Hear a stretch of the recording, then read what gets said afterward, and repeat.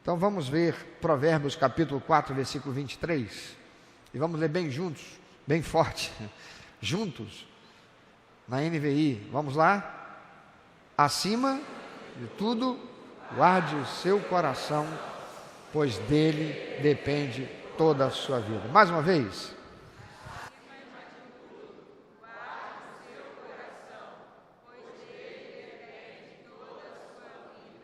Meus irmãos, segundo se cria no passado, lá nos tempos da Bíblia, do Antigo Testamento, muitos acreditavam que a sede da volição humana, ou seja, da vontade, dos sentimentos, dos pensamentos, fosse determinadas partes do corpo. Alguns até distribuíam a alma em vários lugares. Não, o intestino é a parte da alma para isso daqui. O coração é parte da alma para isso aqui. Até chegar em Aristóteles, que disse, não, a sede da alma é o coração. Provérbios capítulo 4, versículo 23, está escrito: acima de tudo, guarde o seu coração, pois dele depende toda a sua vida. Está se falando do coração como a sede da alma, da volição, onde são feitas as escolhas, que vão determinar o destino que o homem receberá. Então, segundo se cria no passado, o coração era a sede da alma, porque uma vez atingido, por que se pensava isso? Ora, a alma está no coração, porque quando eu caço o animal, e eu já abri o animal, eu vi que o animal tem um coração, como já vi que o ser humano também tem um coração, porque antigamente não se brigava, não se lutava as guerras com tiro, era com espada. Você imaginou tomar uma espadada aqui? Isso aqui abre, põe tudo para fora. Era com lanças. Já pensou? Dar uma lançada numa pessoa, meter a lança, sair rasgando a pessoa de alto a baixo. As guerras eram verdadeiras carnificinas. Os corpos dos derrotados ficavam destroçados, sem braço, sem perna, com o peito rasgado, a barriga rasgada, com as coisas para fora. Então, sabia-se que o ser humano tinha coração, assim como a galinha tinha um coração, assim como o elefante tinha um coração. E quando o coração era acertado por uma flecha, por uma lança, o que acontecia? Morria, tanto o animal quanto o ser humano. Então, o coração é onde está a alma do ser humano, é a alma do ser vivente. Está ali no coração. E por que Deus usa o escritor para falar, guarde o seu coração, se Deus sempre soube que não era o coração onde ficava a alma? Porque Deus sempre usou o homem para falar na linguagem do homem, para que o homem pudesse entender. Amém, irmão? Se eu quiser que a formiguinha entenda que eu vou falar, eu tenho que saber a língua da formiguinha e vou ter que falar na língua dela para ela poder me entender. É assim ou não é? Deus fez isso ao longo de toda a história. Então, era o coração. Ele era responsável pela volição, ou seja, as escolhas que o ser humano faz. Com o passar do tempo, nós mantivemos dizendo isso, né? O que está no teu coração? A gente não fala isso? Teu coração está cheio de coisa aí que não devia, né? A gente quer dizer o quê? Sentimento. Então, o coração, ainda que figurativamente, nós continuamos a dizer que é a sede do sentimento.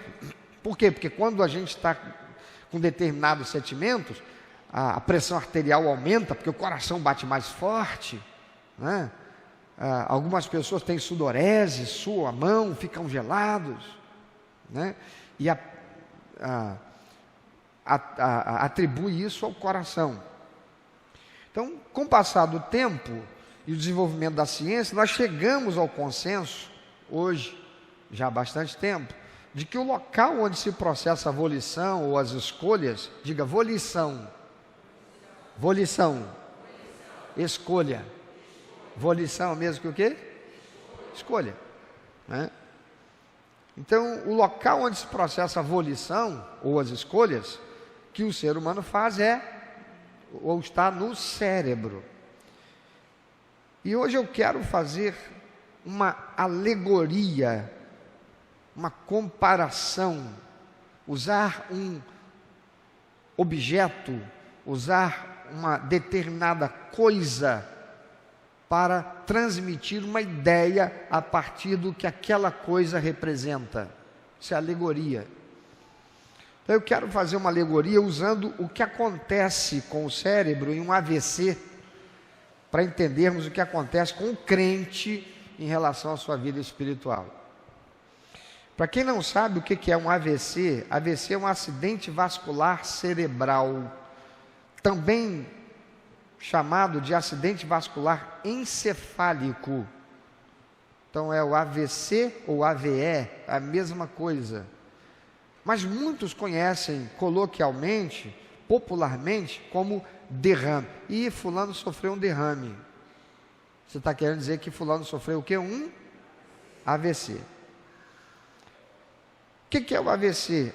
AVC, pode colocar, é uma alteração súbita do fluxo sanguíneo cerebral, levando ao comprometimento de circulação de sangue em alguma região do cérebro. Você está vendo ali no vídeo? Tem uma via, olha lá, a carótida entupida por gordura, aí um pedacinho daquela gordura entope uma veia do cérebro, né? E aí o cérebro não recebe ali a oxigenação, ou então o sangue sai com tanta força que quando chega lá no cérebro ele provoca um derrame. Por isso que a gente chama de derrame. É uma alteração súbita do fluxo sanguíneo cerebral, levando ao comprometimento de circulação de sangue em alguma região do cérebro. Pode acender de volta. O cérebro é um elemento essencial para a atividade normal do nosso corpo. No AVC, o que é AVC? Também chamado de quê? AVE, acidente vascular encefálico, conhecido como derrame. Então, no derrame ou no AVC, os vasos sanguíneos que transportam oxigênio e nutrientes que vão para o cérebro, eles se rompem, impedindo que o sangue chegue até o cérebro, levando oxigênio e nutrientes, ou são bloqueados por um coágulo, ocorrendo então uma alteração na circulação de sangue em alguma parte do cérebro. Quando o cérebro ele fica sem sangue, ele vai ficar sem oxigênio. Ele ficando sem oxigênio, aquela parte do cérebro que não está recebendo oxigênio, morre.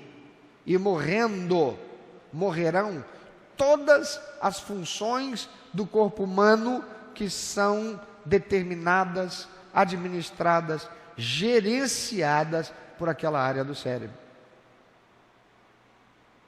Pessoas ficam cegas,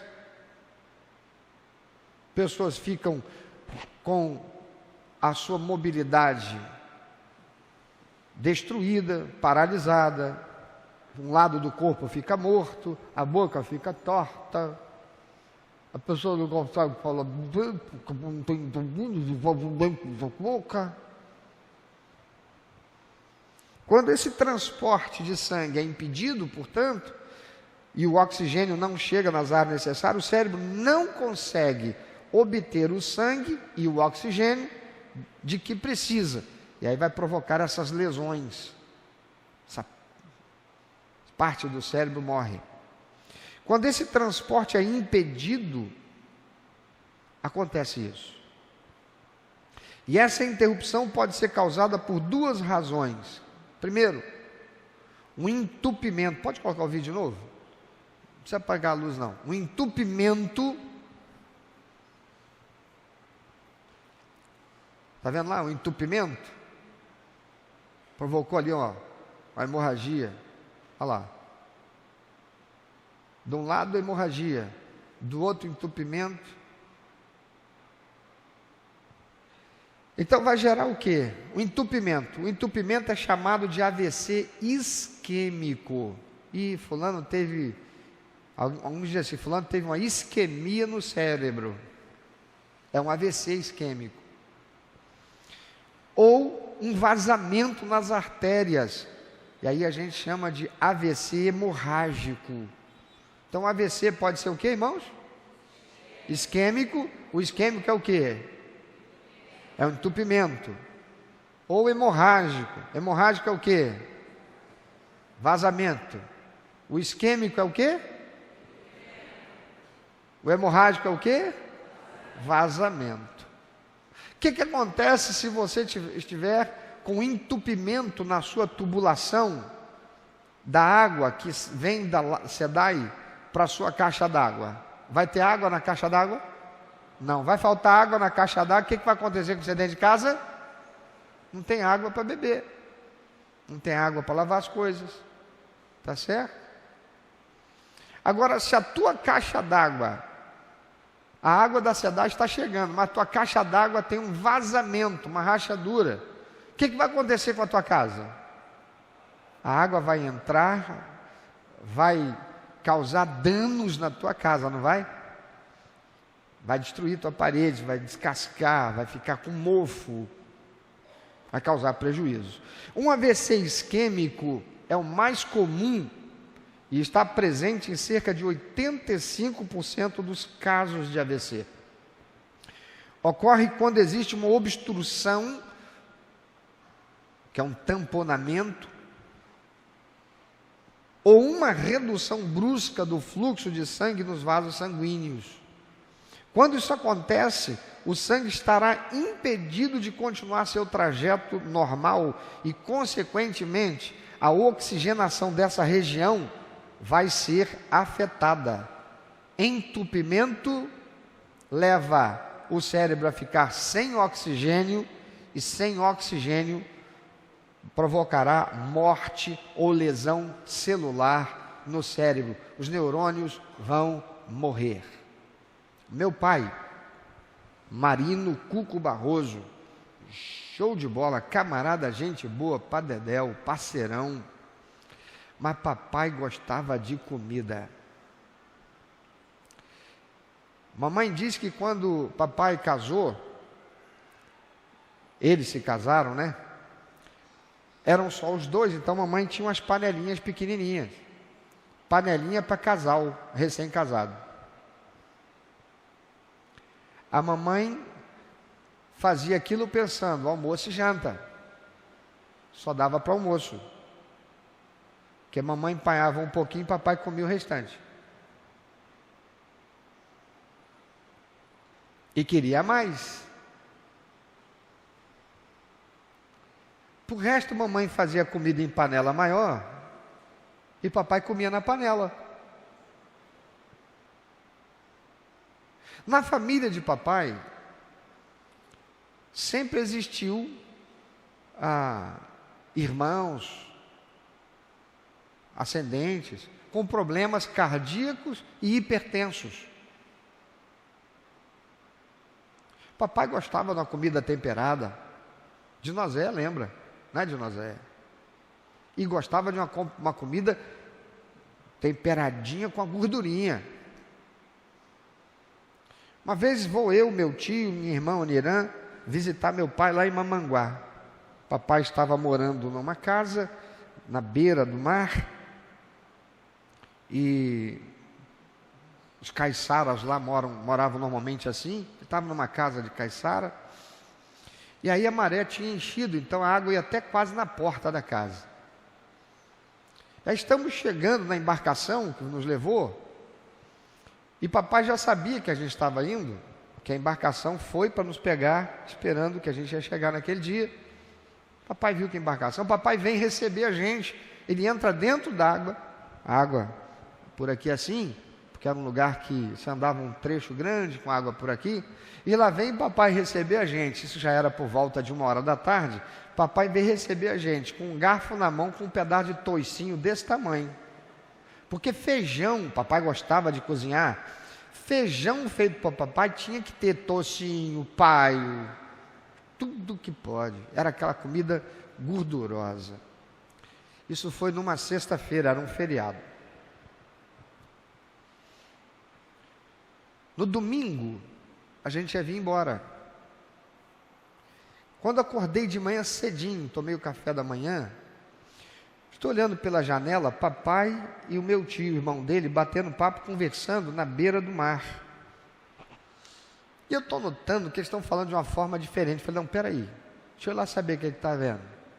E eu cheguei perto dele e falei, o que está acontecendo? Vocês estão nessa cochichação aí? E meu tio vira para mim e fala assim, olha para o teu pai, olha para a perna dele. A perna do papai estava igual uma vela, cor branca, igual uma vela. O papai estava com a boca uma vela. Eu botei a mão no papai gelado. Falei, o que está acontecendo? Seu pai está tendo algum problema de saúde. Eu virei para o papai e perguntei, papai, o senhor tem tomado o seu remédio de pressão? Ele disse, quando eu preciso eu tomo. Você conhece alguém que é hipertenso, tem que tomar remédio para regular a pressão todo dia? Conhece? Deve conhecer também alguém que, igual meu pai, diz assim, quando eu preciso eu tomo. Falei, papai, como é que o senhor faz isso? E o senhor só come coisa salgada, o senhor só come... Aí eu dei um carão no papai. Como ele estava meio debilitado, ele não retrucou o carão, não. Eu falei, onde é que está o seu remédio, papai? Está lá na minha carteira. Eu estou pensando que eu vou na carteira e vou encontrar comprimido do papai. Eu chego na carteira do papai que abro, quem sabe o que é Adalate? Sabe o que é Adalate? Ainda tem Adalate? É? Tem alguém aqui hipertenso e toma Adalate? Tem mais não, né? Tem mais não? Estou vendo a enfermeira dizendo, tem mais não. Adalate era uma medicação que quem era hipertenso tinha que usar para controlar a hipertensão. E tinha que tomar todo dia. E vinha num formato daquelas... como é que chama? Não é a draja. É uma cápsulazinha que vinha o líquido dentro, né? Vinha o líquido dentro. Você sabe aquela medicação que vem em cápsula que você ingere, né? Papai estava com duas que eu olho na carteira, ela chega a estar meio melosa, porque aquilo é feito de celulose, aquela capinha, para ser bem digerida por nós. Eu falei, papai, isso está na tua carteira pelo tempo que eu estou vendo aqui há muito tempo, e eu dando um carão no papai, papai precisando do remédio. Abre a boca, papai. Peguei, estourei na língua para poder ser absorvido mais rapidamente. A papai não melhorou. Fui correndo até a casa daquele homem que nos levou de embarcação, que era um barco tão rápido, que você correndo chegava junto. A gente chama de tuk-tuk-tuk, porque você liga o motor, tuk-tuk-tuk-tuk-tuk-tuk, e vai naquele ritmozinho. Eu corro lá e falo, por favor, vai lá, vamos socorrer meu pai, a gente tem que levar meu pai para o hospital em Paraty. Quando chegamos no hospital em Paraty, quando o papai entrou no meu carro, que tinha que levar para Paraty-Mirim, para eu pegar meu carro para poder ir, porque a gente ia chegar mais rápido se fizesse assim. Então ia ser 2 horas para chegar em Paraty. E assim, com 1 hora eu cheguei em Paraty. Papai já estava, quando deu entrada, papai já deu entrada com a língua dele enrolando. Eu já falou, filho, fica calmo, filho. Falei, meu pai está tendo um AVC. Meu pai está tendo um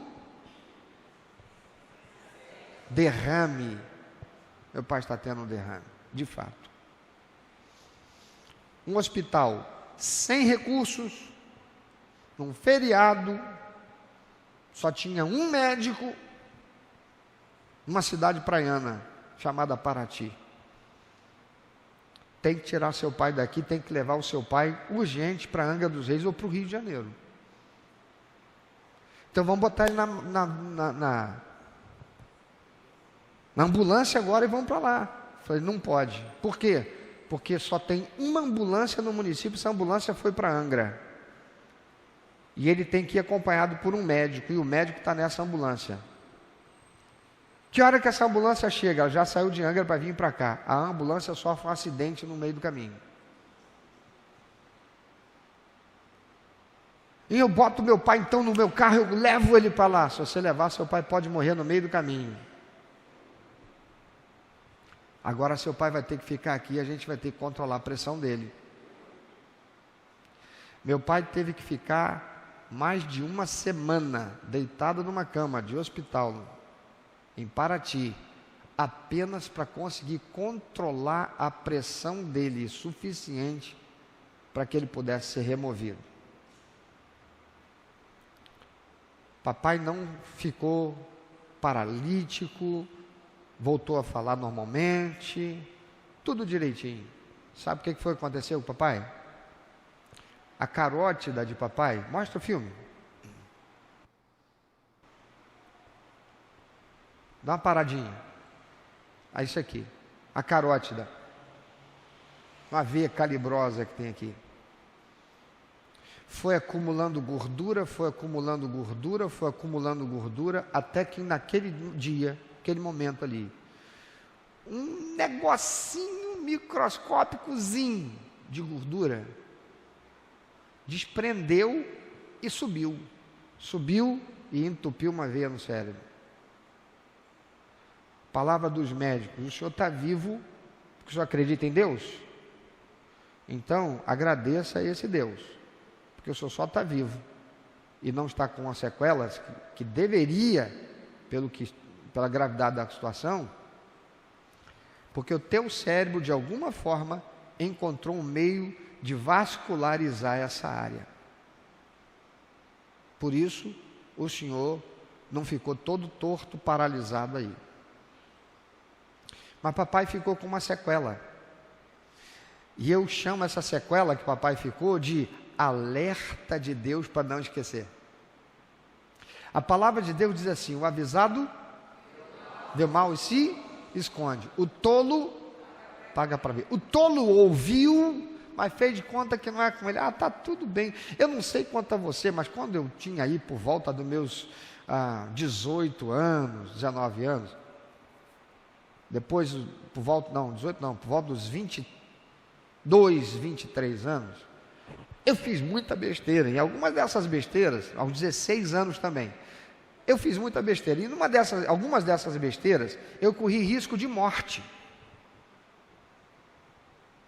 Porque eu estava nos lugares que eu sabia que era errado, eu estava fazendo coisas que eu sabia que aos olhos de Deus era errado, eu sabia. E ali, passando por aquele sufoco, eu disse: meu Deus, se o Senhor me tirar dessa, se o Senhor não me der condição de eu voltar para cá, Senhor, eu nunca mais vou fazer, eu vou andar na Tua presença, eu vou voltar para a igreja.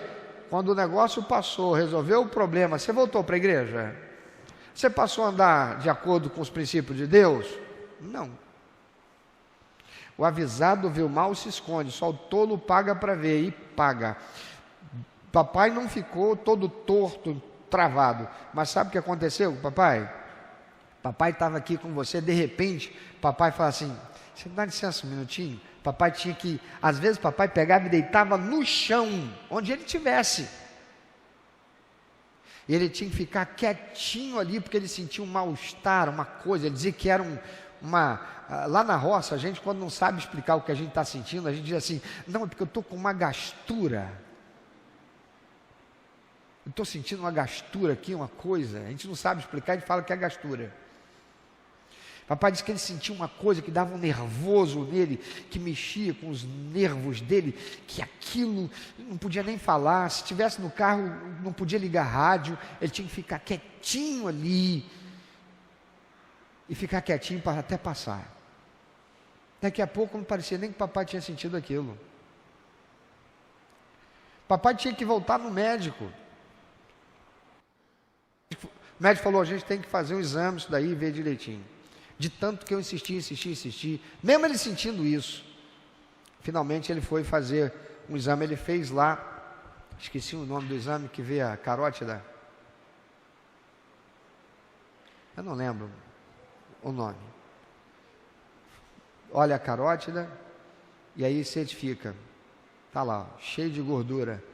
Seu Marino, o senhor tem que submeter para fazer uma raspagem da carótida. Já ouviu falar isso? Raspagem. Tirar aquela gordura que está lá na carótida, desobstruir, porque é isso aí que está causando o problema. Se isso não for feito em algum momento, o senhor pode sofrer uma coisa muito pior. Você fez? Nem ele. No domingo de manhã, papai acorda de manhã cedo, bate um papo de marido com a esposa, pega o bandolim. Quando eu vou entrando para a sala de grupo pequeno, aqui no prédio, papai pega o bandolim dele e diz para a esposa: eu agora vou tocar o hino que o meu filho mais gosta. Porque toda vez que ele entrava aqui, naquela época, o culto terminava a gente cantando: por tudo que tens feito, por tudo que vais fazer, por todas as coisas e tudo que és, eu quero te agradecer. Papai toca. Papai acabou de tocar o bandolim, foi colocar o bandolim em cima da poltrona, caiu morto sobre o bandolim. Papai teve um infarto agudo do miocárdio. Produzido pelo quê? Excesso de gordura, que entupiu o coração.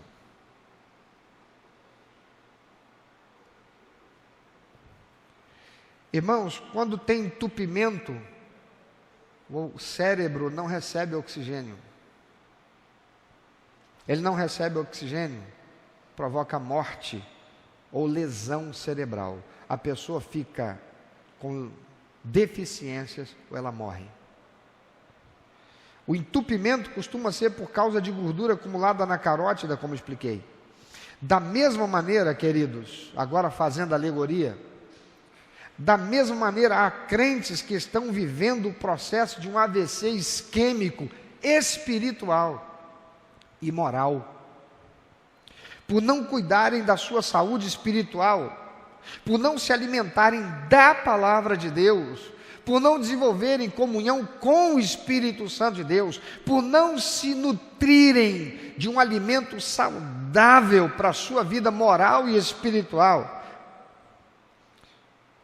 mas vão se alimentando das coisas que vão influenciando a sua saúde e ficando depositadas nas artérias espirituais, até que leva a uma obstrução, um entupimento, de modo que a palavra de Deus não chega mais à alma. O oxigênio da vida do homem é a palavra de Deus e a comunhão com seu Espírito. Quando isso acaba, o homem morre ou fica aleijado. A palavra de Deus diz que todos pecaram e estão o quê? Mortos para Deus, destituídos da glória de Deus, mortos para Deus. São seres humanos vivendo, mas estão mortos para Deus. É uma morte espiritual. É por isso que Jesus teve que descer do céu, se fazer homem e habitar entre nós, sendo ele um ser humano perfeito até a morte, e morte de cruz, para que por seu sangue vertido, todo aquele que nele crê e o receber como único, eterno, suficiente Salvador e Senhor da sua vida, possa nascer de novo. O batismo que nós aplicamos é de imersão, porque ele mostra isso. Antes eu estava no mundo, antes eu estava morto para Deus, sepultado, mas Jesus me alcançou por sua graça, eu fui salvo e eu ressuscito para viver como uma nova criatura em Cristo. Mas há tantos que apenas tomaram banho, e há outros que verdadeiramente passaram pelo batismo, um novo nascimento, mas com o tempo foram se deixando alimentar por aquilo que não conecta com Deus. Sua mente não recebe mais a verdade, pois foi sendo asfixiada pela interrupção causada por aquilo que o obstrui, ou obstruiu.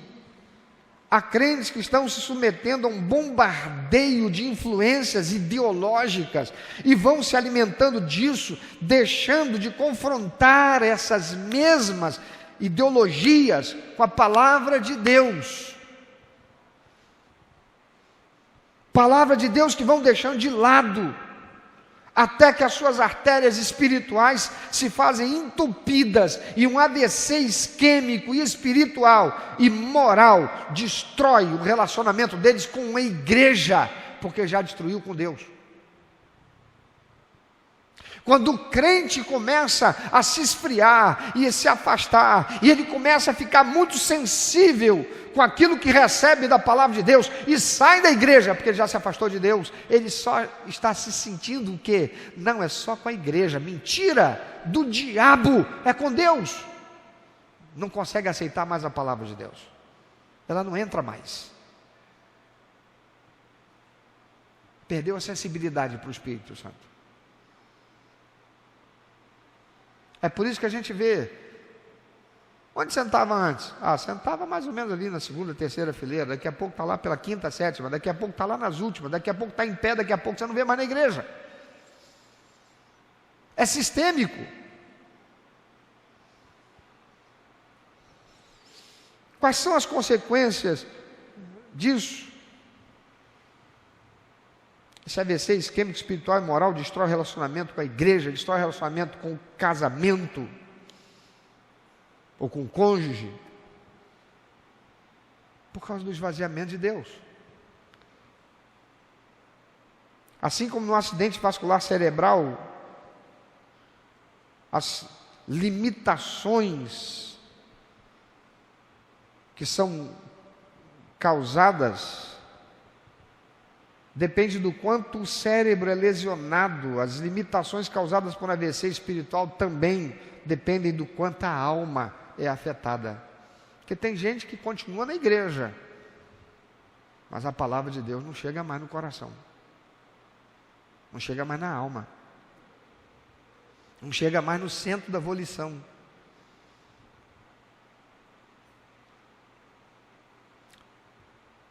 No AVC isquêmico, o que é AVC isquêmico? Aquele que causa o quê? Entupimento. No AVC isquêmico, olha as consequências: alterações e ou perda dos movimentos e sensibilidade. Você pode furar que não sente mais. Morreu aquele lado, a pessoa está lá assim. Pode pegar uma agulha e espetar, não sente nada. Nada. Olha para a boca, já não fala mais como vou falar. Uma parte está morta. A musculatura daqui já não corresponde mais. Isso é o AVC isquêmico. O AVC espiritual isquêmico, o crente que antes era operoso, servia a Deus, falava a palavra de Deus, agora já não tem desejo por estar na igreja, não tem desejo por servir no ministério. Ele diz assim: a igreja está fria. No AVC isquêmico, há alterações da fala, porque uma parte da boca fica morta, ou a boca toda. No AVC espiritual, o crente não fala mais baseado na palavra de Deus, só fala baseado na ideologia que se submeteu, ou baseado nos sentimentos já corrompidos pelos desejos da carne. No AVC isquêmico, há alterações de compreensão. Você fala e a pessoa não entende direito o que está sendo dito. No AVC espiritual, o crente não fala, a palavra de Deus, que antes era compreendida quando o pastor pregava, ou quando lia a Bíblia, agora o crente não consegue mais compreender nem aceitar, porque sua mente está desprovida da influência do Espírito, que não flui mais pelas suas vias. Pergunta para um crente assim: o quanto da Bíblia você já leu essa semana? Não leu? Mas pergunta quantos livros de concurso já leu? Milhões. Quantas páginas? Quantos filmes na Netflix já assistiu? Um monte.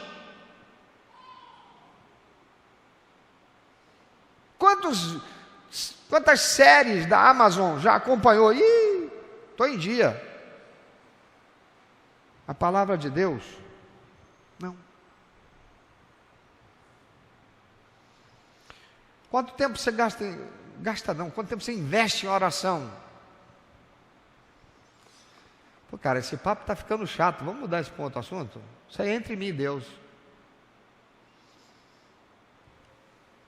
No AVC isquêmico, há alterações da maneira como a pessoa pensa ou sente o mundo ao seu redor, porque está comprometido o cérebro. No AVC espiritual, aquele que antes enxergava o mundo pelo prisma dos princípios e valores da palavra de Deus, agora vê tudo de acordo com a ideologia que se submeteu ou do sistema que rege a sociedade, que é corrompido por Satanás. Não é mais assim diz o Senhor, assim é o que eu penso com base naquilo que eu ouvi, naquilo que eu acho, naquilo que eu entendo. Não é? Eu entendo porque assim diz o Senhor. Mas ainda tem um AVC hemorrágico. O AVC isquêmico é aquele que é provocado pelo quê? Entupimento. AVC hemorrágico é aquele que é provocado pelo quê? Vazamento. De maneira semelhante ao isquêmico, a forma hemorrágica do acidente vascular cerebral, ou AVC, também ocorre pela interrupção do fluxo sanguíneo, só que não pelo entupimento, mas pelo vazamento de sangue para fora das artérias. Então, lá no AVC isquêmico, vamos lembrar, entupimento leva o cérebro a ficar sem oxigênio. Sem oxigênio. Entupimento leva o cérebro a ficar sem oxigênio. Sem oxigênio, o cérebro faz o quê? Morre. Ou fica lesionado. Agora aqui pelo AVC hemorrágico é vazamento. Vazamento provoca o quê? Falta de oxigênio. Provoca o quê? Falta de oxigênio. O cérebro sem oxigênio faz o quê? Morre ou fica lesionado. No AVC isquêmico é porque faz o quê? Hein? O que provoca AVC isquêmico? Interrupção, entupimento. Cérebro entupido, as veias, não leva sangue. Sem sangue no cérebro, leva o quê? Morte ou lesão. No AVC hemorrágico, a hemorragia é o quê? Vazamento. Vazamento, o sangue não chega no cérebro. O sangue não chegando no cérebro, não chega o oxigênio. Não chegando o oxigênio, o que acontece com o cérebro? Morte ou... seja de um jeito ou do outro, meu irmão. Morte ou lesão. Assim também como no AVC hemorrágico, o crente vai tendo a sua alma esvaziada da comunhão com o Espírito Santo, até que a frieza toma conta totalmente, e esse crente não mais deseja estar na comunhão com a igreja, acaba se afastando de Deus, entrando num estágio que o apóstolo Paulo chama lá em 1 Coríntios 11:30 de sono. Não discerne mais o corpo e o sangue de Jesus, e então entra no estado de sono, morte, inércia, insensibilidade ao Espírito Santo, e não produz nada para o reino de Deus. Se torna arrogante, egoísta, presunçoso, dono da verdade, sem confrontar com a verdade, a palavra de Deus. Irmãos, hoje nós vivemos o dia chamado dia da ressurreição de Cristo. Aquele que por seu sangue vertido na cruz pagou o preço total, definitivo da nossa dívida de pecado, para que nós tenhamos o quê? Vida. Quem tem AVC, seja hemorrágico ou isquêmico, não tem mais vida. Tem cadeira de rodas. Tem muleta. Tem cama. não tem mais a vida. Não pode mais ir para onde quisesse.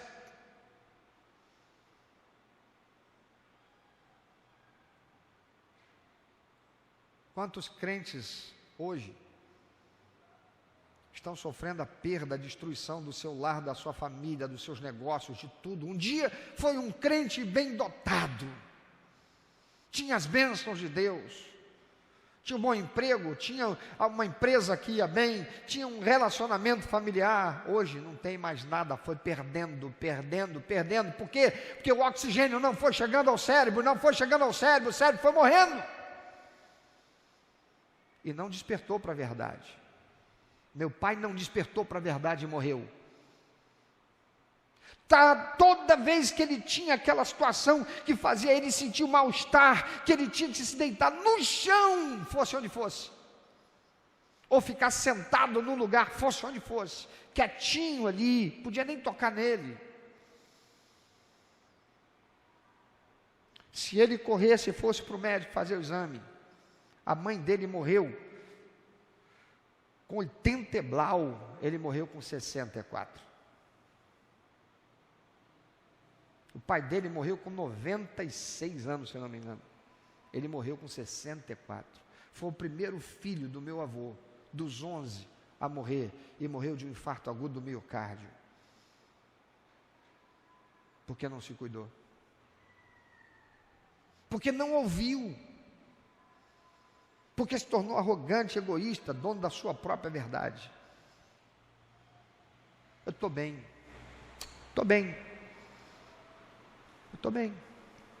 Pessoa incrível, maravilhosa, mas podia estar aqui hoje.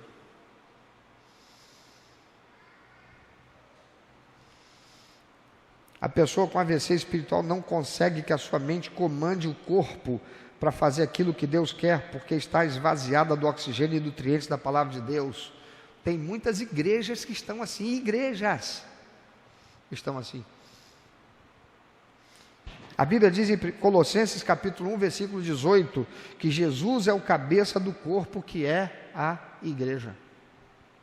1 Coríntios capítulo 2, versículo 16, diz que os cristãos que estão em comunhão com o Senhor têm a mente de Cristo. Eu imagino Deus, aqui sou eu imaginando, não é Bíblia dizendo. Imagino Deus em relação ao crente e à sua igreja. A mente é Cristo, ela ordena, mas o corpo, o crente, a igreja, não obedece, está insensível. A mente sabe o que é melhor para o corpo, mas ele não corresponde porque foi submetido a um AVC espiritual. A pessoa, depois que ela passa por AVC, isquêmico ou hemorrágico, que um lado dela morre, a mente sabe o que deve ser feito, mas ela não tem mais domínio, não tem mais poder sobre aquela parte que morreu. Quantos casamentos mortos, aquela parte morreu, não tem mais jeito. Quantas vidas profissionais mortas, aquela parte já morreu, não tem mais jeito. Porque aquele crente se tornou alguém que, em vez de se alimentar da palavra de Deus, se alimentou das coisas desse mundo, dos ideais desse mundo, das verdades desse mundo, e não as confrontou com a verdade, a palavra de Deus. Quem faz isso, irmão, fatalmente vai passar por um AVC. Que não seja você, amém? O avisado vê o mal, que não seja você, amém? O avisado vê o mal, que não seja você, meu irmão, minha irmã. Mas se você está como meu pai, recebendo os sinais, você não entende por que a oportunidade não chega para você, você não entende por que você é dizimista, você é ofertante, mas as portas não estão sendo abertas para você. Muita coisa que acontece com a gente de grave, o nosso corpo já deu sinais. e a gente não foi ouvindo o corpo. Quando nós nos tornamos insensíveis à voz do Espírito Santo, nos chamando a atenção para aquilo que precisamos ouvir, para que a gente possa se corrigir, para que a gente possa viver a bênção do Senhor, porque Deus quer que nós sejamos abençoados. Deus quer uma igreja forte, vibrante. Não existe uma igreja forte e vibrante sem crentes fortes e vibrantes.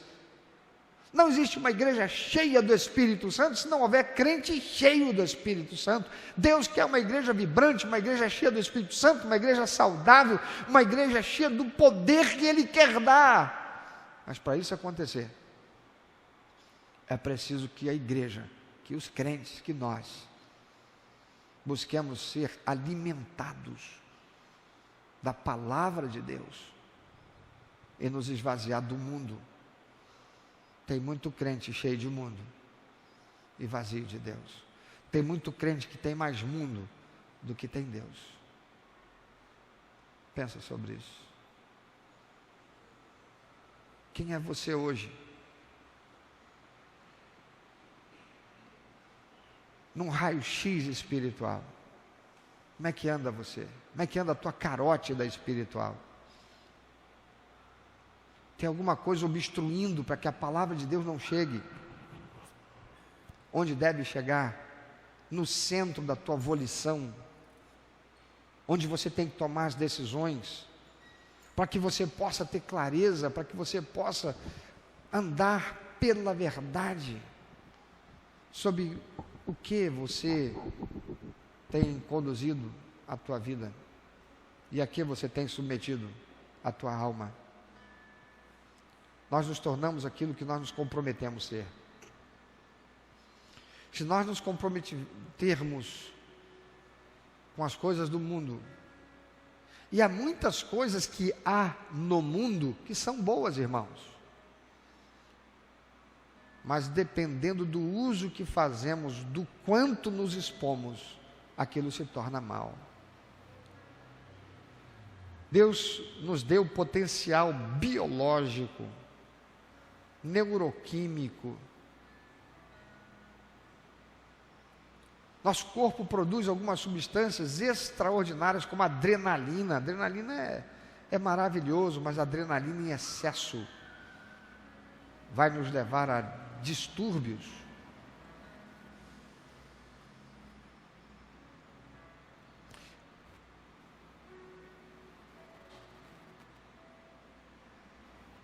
Nós precisamos nos alimentar da palavra de Deus, irmãos. Buscar o conhecimento da verdade que liberta. Não sermos presunçosos de que sabemos ou de que estamos na verdade. Gosto muito de uma palavra de Sócrates, o grande sábio e filósofo, quando ele diz: tudo que sei é que eu nada sei.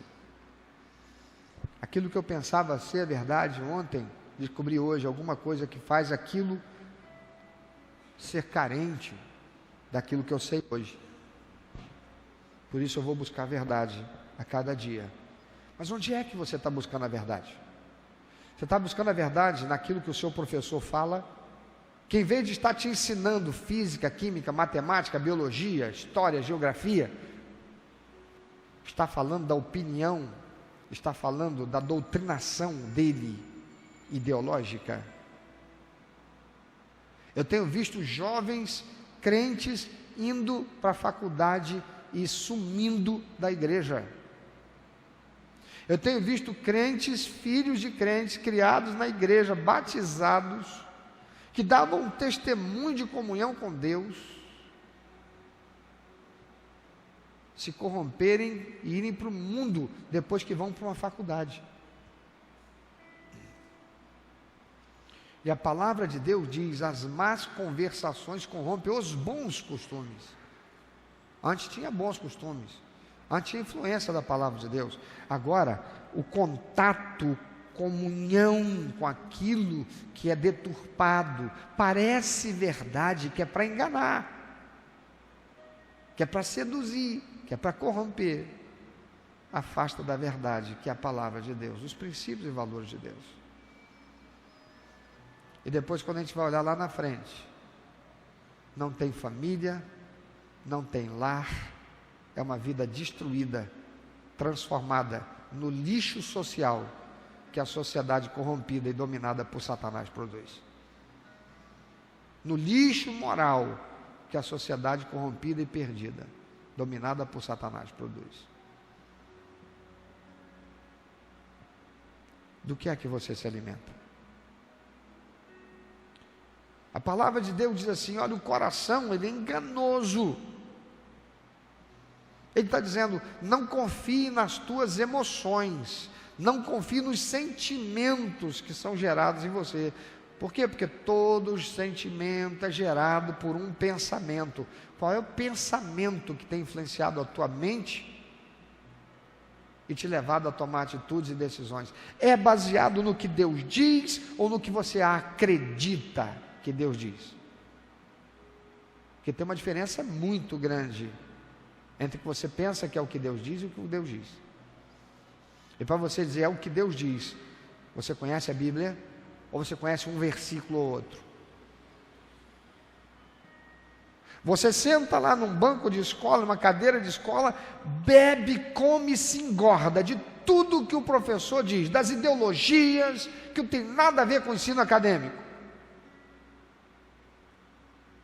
Você pega e lê os livros que estão lá na bibliografia que o professor mandou você ler, você bebe, engorda daquilo que o livro diz, mas você não critica nada do que você ouve, nem do que você lê, com os princípios e valores da palavra de Deus. Do que é que você está se alimentando?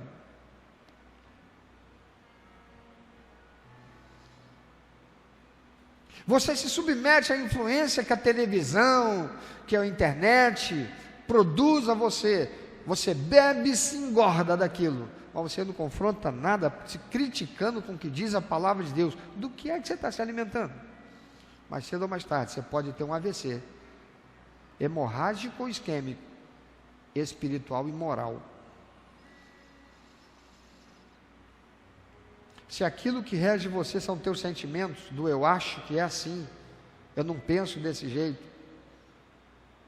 cuidado, você é um fortíssimo candidato para um AVC hemorrágico ou espiritual, hemorrágico ou isquêmico espiritual. Que não seja com você, que não seja com você, que não seja com você. Muitos crentes ficaram pelo caminho e nunca mais se levantaram. Sabe por que não? Porque nunca se submeteram ao único que pode fazer o milagre de ressuscitar o morto e fazer o aleijado voltar a andar. Tem um monte de crente que está aí, sofreu AVC, hemorrágico ou isquêmico, está paralisado, a vida paralisou, não faz mais nada, não é mais ninguém na obra do reino de Deus. Mas não se submete àquele que ressuscitou e é a verdade e a vida, e tem todo o poder para ressuscitar e para curar e libertar e transformar e fazer esse AVC desaparecer com todos os efeitos negativos que produziu e voltar a ter uma nova vida, uma vida produtiva, uma vida saudável, uma vida renovada, porque só o Senhor tem poder para isso. Mas para isso acontecer, depende desse crente, baseado no que diz a palavra de Deus, reconhecer seus pecados, confessar, pedir perdão e se submeter ao poder do Senhor para ser restaurado e curado. Talvez esteja falando com você que está aí pela internet, está afastado da tua igreja, está vivendo um AVC isquêmico ou hemorrágico que já causou a morte do teu relacionamento com Deus e com a igreja.